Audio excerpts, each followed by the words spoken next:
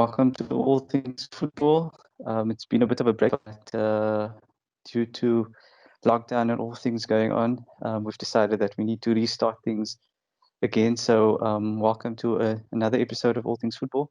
With me tonight is our Man United resident, Riaz Ahmed. Riaz, how's it been for you? Project Restart, and have you been well?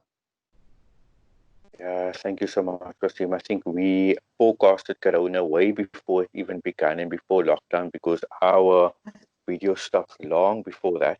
But it's been really good. Project Restart has, to me, been a great success.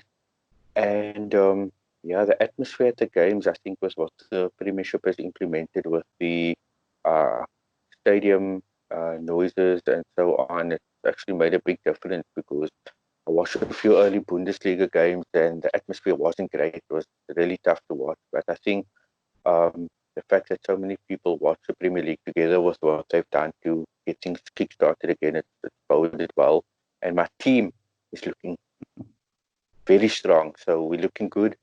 I don't know, we've just been so fluid. We've been superb. We've been scoring goals for fun. We are, of course, are chasing Champions League, so that's important for us. But I think earlier today, I think we scored 12 in the last 4 games, and that's an average of 3 a game. I think we're the top scorers since uh, the restart. So it's been fantastic. It's been really good to be a Man United fan since Project Restart. Even before then, we were looking good. I think my issue was, would we be able to sustain some of our form, but we've done very, very well. What What about did your you team? put it down? What did you put that down to before we go into to my team? What did you put it down to? Is it just Fernandes, or is it actually other things as well? I think with the 3 month break, I think maybe the backroom staff, they've had opportunity to reassess things, and the players, of course, they had to keep fit and so on. So that was a challenge for them. But it was also a time for everyone to be refocused and to motivate themselves. Also, Pogba, I think everybody was looking forward to seeing Pogba and Bruno linking up in midfield. Pogba looks a different player. His demeanor looks different. He looks happy. He looks excited. He looks like he wants to be at United. And yeah, he didn't start against Spurs, but when he came on against Spurs, they link up, and Pogba's influence on the game was so immense. Like there's no way Ole Gunnar Solskjaer could have left Pogba starting from the bench going forward. And since him and Bruno have started, and I think also Matic needs a mention because he's complemented the two of them. And the midfield three have looked very good. I have to be honest, when we played Spurs, I was under the impression that we were going to play Rashford, Martial, and Igalo, but having Greenwood in there, especially since he came on against Spurs and in the subsequent games, has also added a bit of a dimension to our three-prong attack. I've seen some people say we don't even need Jadon Sancho, who we've been chasing because Greenwood plays off the right lane. I still think we need plays for the squad depth, but I put it down to our midfield being sorted out, and yeah, I think Greenwood has been fantastic, and there's been an upturn in form for Anthony Martial. So all of those factors together has seen us perform well. Defensively, you know what I think about our defense. I think we need a left back. I still think we need another centre back. And Mr. £80 million was found wanting against Bournemouth. Was found wanting against Spurs. I don't think he's like a great centre back. I don't think he'll have an impact on our squad and our starting 11 the way Van Dijk had an impact with Liverpool. So yeah, there's still room for improvement, but nothing to complain about. We've been enjoying it and we've been fortunate. Newcastle have been looking good as well. Got a very impressive victory against Bournemouth. You guys stumbled a bit against Villa at home, again against West Ham at home. But overall, what are your impressions of your club? So far so good. I think it's been excellent since Project Restart. We're actually unbeaten in 6 games if you include the 2 games before a lockdown. But yeah, it's been good. Disappointed with the fact that we went out of the FA Cup with such a weak performance against City without really giving them a game. So that was disappointing. But in the league, it's been very good.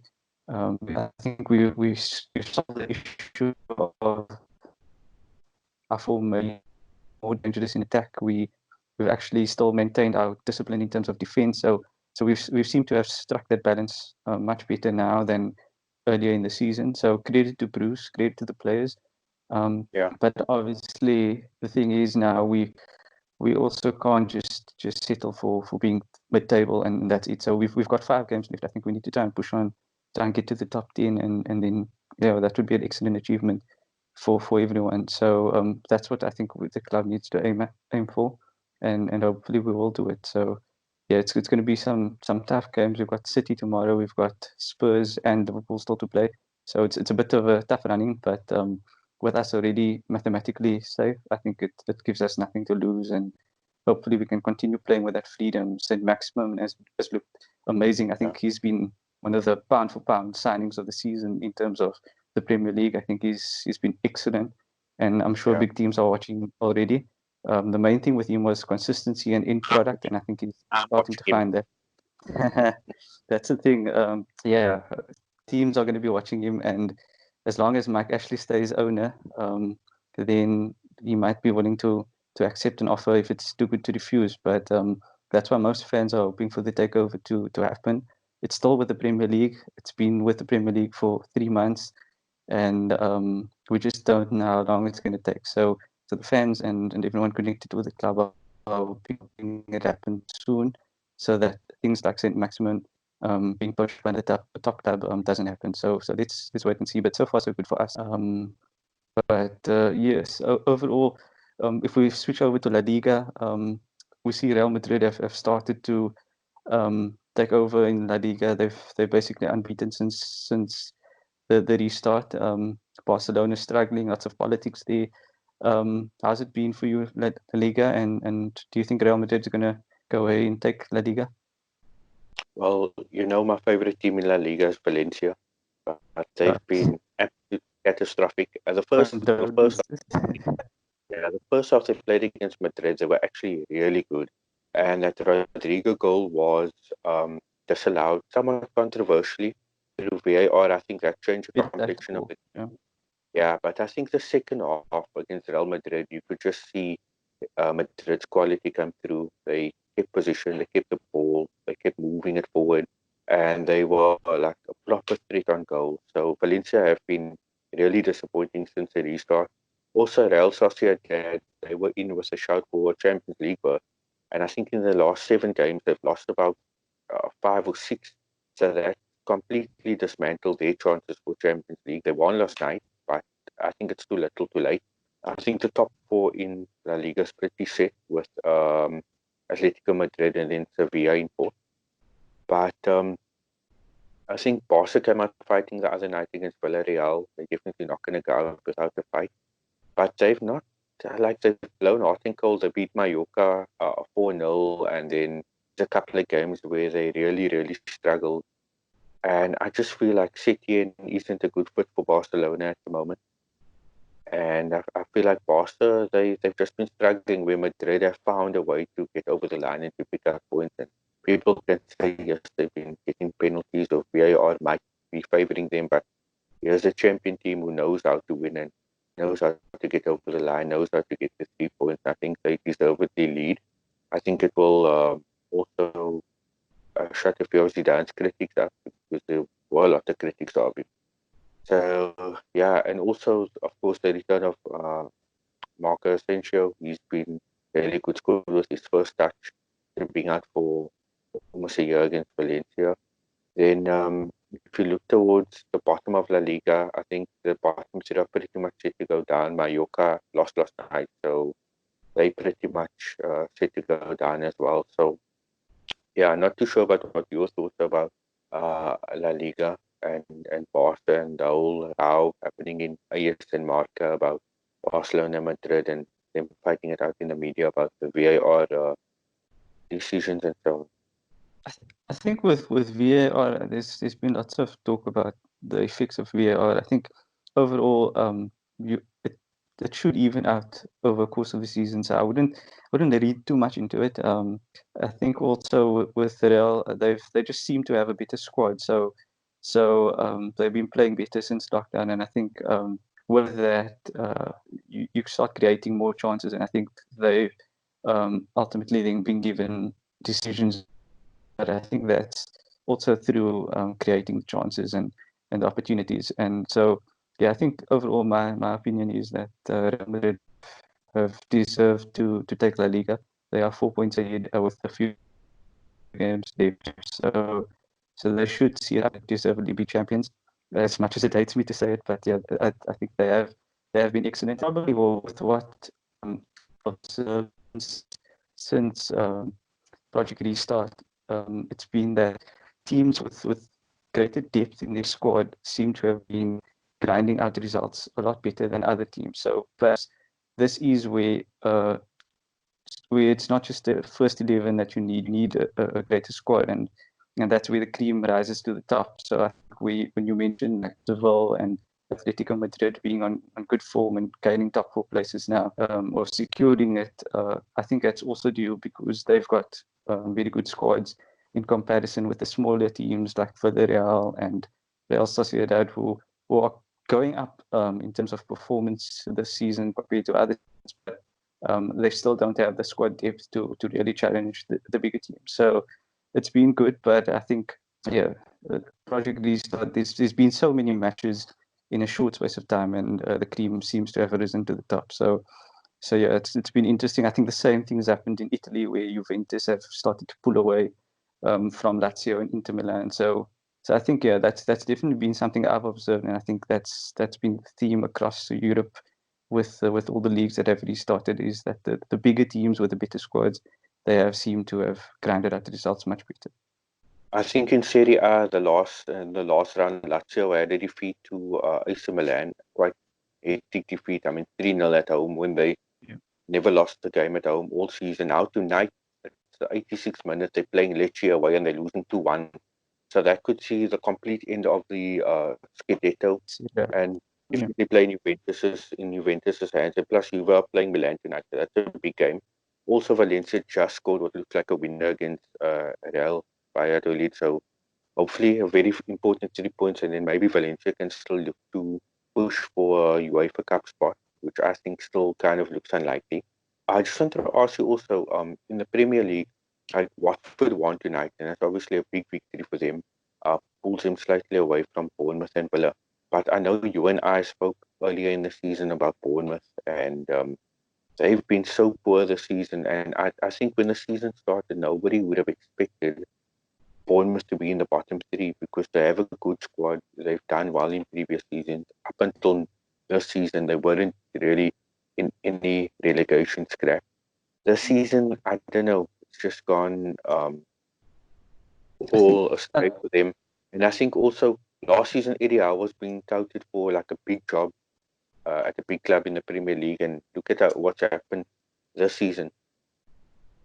Yeah, I think with Bournemouth, I was shocked when we played them last week, and we thrashed them 4-1. It should have been 4-0. They got a late goal just to make it a little bit better in terms of the scoreline. But yeah, but basically with them, I was shocked to see how poor they were. They're probably our easiest game of the season, and they're in the bottom three, so they should have been fighting for their lives. And we basically, it was a matter of taking off our best players on the hour mark when the game was already won, and things like that. We you expect them to really be fighting and pushing us hard, coming out and giving us a game, and they never did that. And the same with you guys. They lost badly to you, conceding 5 again.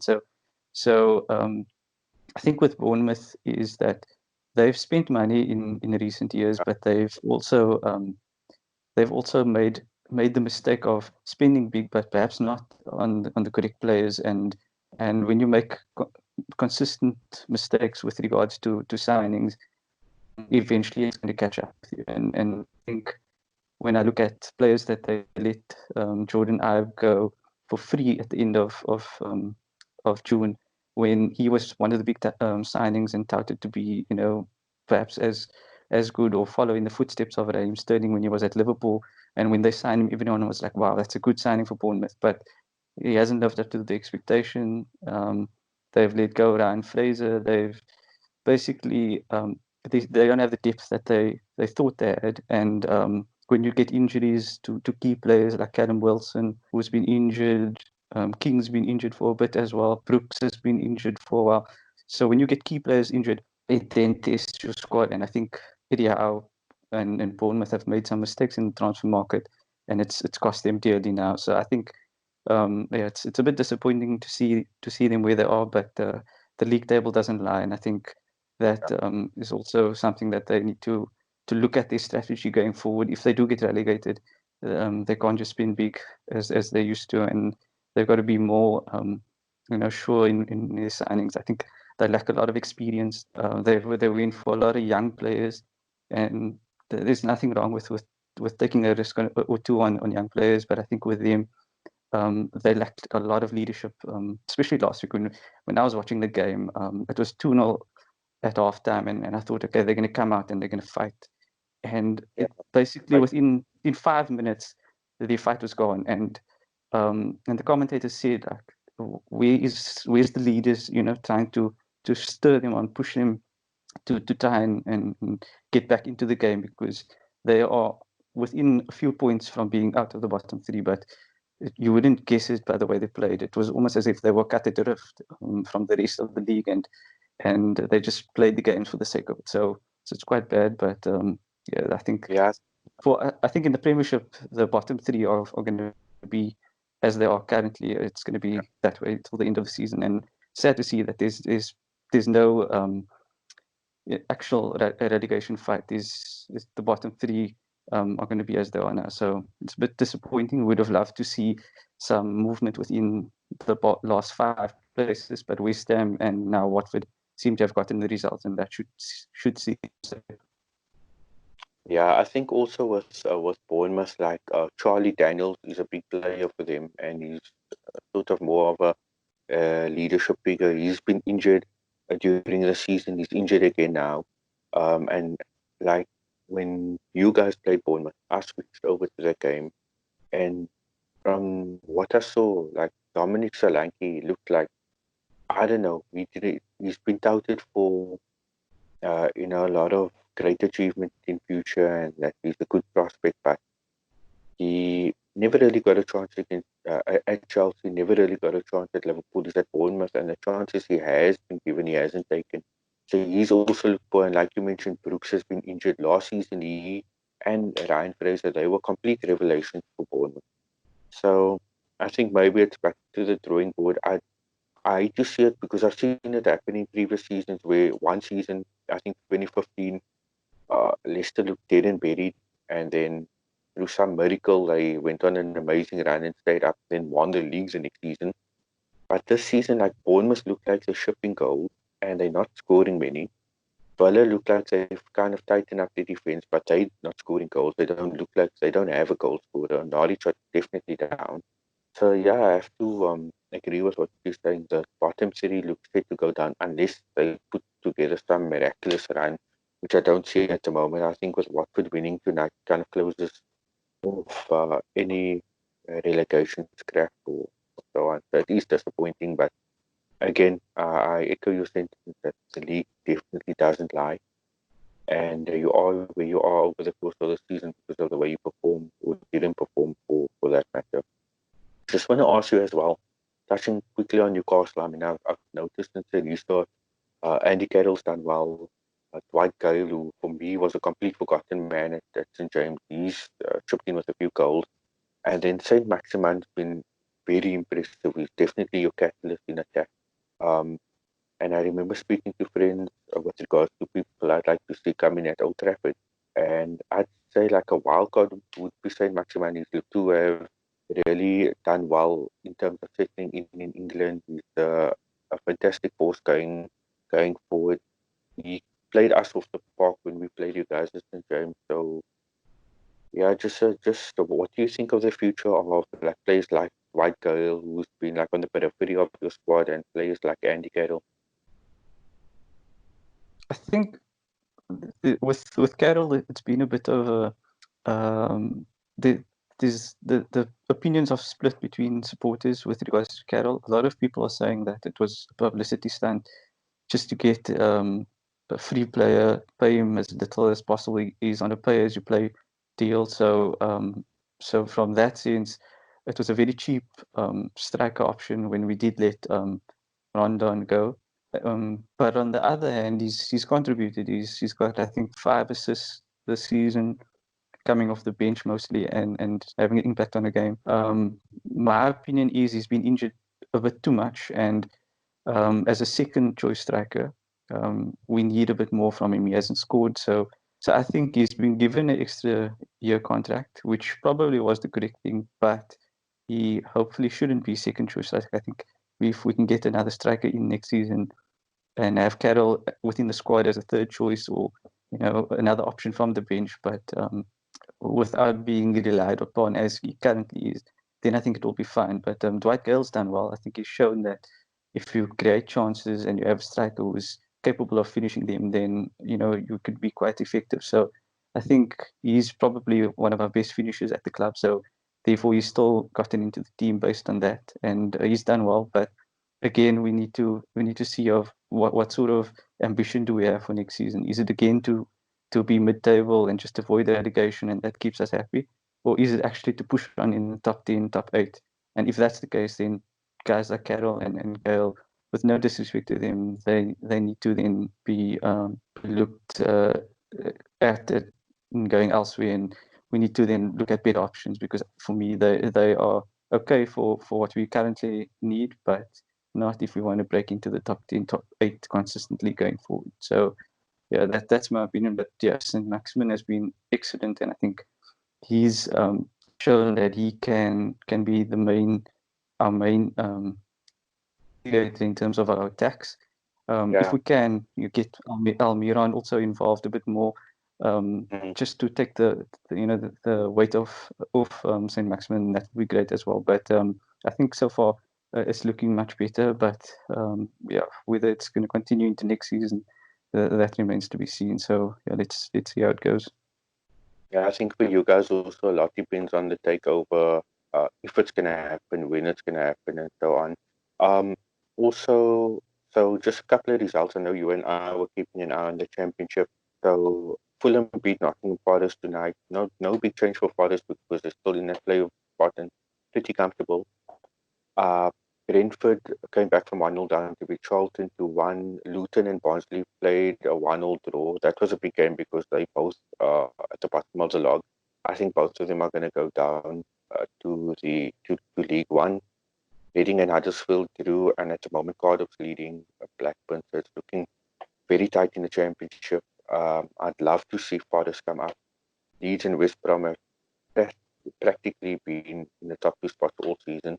So that's going to be very interesting. Just a quick word. I think Mohocho, he's not really featuring much for Brentford from what I'm seeing. Yeah, I think he's missed the last 2 games. Whether it's due to injury, I haven't seen any reports of that. So he's got that contract issue where his contract was expiring end of June. They then extended it for the remainder of the season. But whether that is playing a role in him no longer being in the squad, that remains to be seen. But could be a bit to try and get that sorted, and not play him until it's sorted, or they could be saying we no longer need you. So yeah, we're going to start looking at other younger options, and in that case, then you'll probably have to leave the club. So yeah, I think Brentford have done really well. They're pushing Leeds and West Brom all the way, and I think the gap was so big when it restarted. The fact that they now, I think, only 2 points behind West Brom, that's amazing, and it's actually going to make the playoffs and the automatic promotion spots go down to the wire, and yeah, I think that's actually exciting, because the championship has so far it's almost the end of the season, but we haven't seen anyone mathematically get promoted or relegated. So it keeps many teams interested in, and that's exciting, especially with, as we mentioned, the Premier League bottom 3 looks set to be as it is now, but the top 6 of the championship doesn't look like it's going to stay in those positions. So that's exciting. We want to see movement. We want to see teams pushing with every game they play. So I think that's exciting, and I'm personally hoping for Leeds to come up. Obviously with the history, as you said, Forest has great history. Brentford, they've had a real upturn in terms of the way they've taken the club forward in the last few years. Their recruitment has been one of the most interesting projects in recent years. And when I look at many clubs, I think Brentford really have shown that if you do your homework and you invest properly, that you'll see the rewards of it. And it's almost every player they've bought has become a success, whether they've sold him on for a bigger profit or they've performed on the pitch for them. So that's a credit to them, and I think they're an exciting team to watch. And whether they get promoted now or not, they'll still be an exciting team to watch because of the way they are currently being run, and that's exciting. Yeah, I'm looking at the championship log at the moment, right? So after this week, we have 4 game weeks left. So Leeds and West Brom are 1 and 2. Leeds lead West Brom by 1 point, but then, as you mentioned, Brentford are 2 points behind West Brom, but having played the game more. Then Fulham are further 2 games back, and then there's a bit of a gap. Forest are 5 points back, and then Cardiff have 6 spots on 67 points. And then Derby are going to be under pressure to win because maybe them and probably Swansea are the only other teams who can get into the playoff. But it looks pretty done and dusted in terms of the top 6. But like you said, the actual positions haven't been determined yet. So West Brom, Brentford, Leeds could all take the championship title and could all get automatic promotions. So I agree with you. I'd love to see Leeds come up. I've been waiting for them to come up for 15 years. And then I'd personally like to see Forest come up. But Brentford have the strongest goal difference, plus 41 in the championship. So yes, it speaks to your words that they really attacking well. Just before we end off as well, because I think we've covered quite a bit here. We've not actually spoke about Liverpool and them winning the league. So, of course, for me as a United fan, it's hard to see your main rival win the league. But the football fan, you have to say they deserve it. They pretty much run away with the league, no matter how you want to look at it. They've been phenomenal. I think there's some games where I've watched where I felt like teams could sneak something against them, but then they got over the line. I think when Watford played Liverpool at Anfield, they had a good few chances to lead and to shock Liverpool, but they didn't take it and they lost 2-0 at Anfield. So overall, I think Liverpool deserve a lot of plaudits. Club has done a phenomenal job there. They look happy. They definitely a club on the up after winning the Champions League last season. So yeah, well done to them, even though it's hard to say that. But I'm hoping that Liverpool winning the league this season is going to test the mettle of Pep Guardiola for next season because he needs a proper challenge, and this is a challenge laid down by Klopp and by Liverpool. So I'm hoping City put up a challenge next season. I hope United can get it right off the field so that we can perform and challenge on the field. I think that's going to be very important. Our form is good now, but when the league restarts, that's when the pressure is on again, and we need to deal with that pressure to rise to the level that City and Liverpool have shown the last couple of seasons. So yeah, I think worthy champions, but as a United fan again, I hope it's not going to be them going on a really good run where it's an era that they can remember fond. Yeah, I prefer if they fall over this hurdle right now, and teams like ourselves can get to the challenge of the level that Liverpool are at the moment. Yeah, I definitely agree. Liverpool were the champions, and they have been the best team this season by far. City trounced them last week, and I think that in itself there could be a message in that City are going to target Liverpool and say that, look, you had a good season this season, but we're still the team to beat in England. And but as with City, one good performance is followed up with a poor performance, and they lost to Southampton. So yeah, Pep's got a big job in his hands.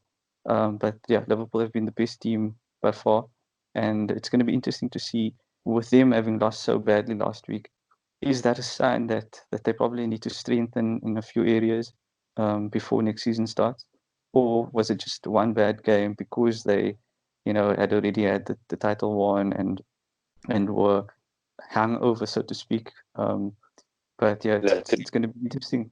Yeah, it's going to be interesting to see because if Liverpool don't do anything in the transfer market and say no, they're happy with the first 11 and then they start off badly next year, it could be that the City result was actually an indication of what's going to happen. But yeah, it's definitely going to be interesting to see what happens. But it's going to be exciting because with Liverpool obviously going to need to try and defend the title, Man City pushing to get it back, United seemingly on the up again, Chelsea doing well under Lampard, and he'll have a second full season to have a crack at it. So I think the league itself is going to be very exciting, and yeah, I can't wait for it. But I'm just glad that football's back, and yeah, hopefully the season still has some good results for us. Absolutely. Wasim, it's been good catching up once again. Been a while, but Yes, thank you for your, and hopefully we'll have more content coming shortly. Of course, with the off season dawning on us, there's going to be a lot of transfer rumors. Chelsea have done some great work with Timo Werner and Hakim Ziyech already. So yeah, there's always a lot to talk about. And till next time, thank you very much for your time, my friend. Thanks so much. See you next time, guys.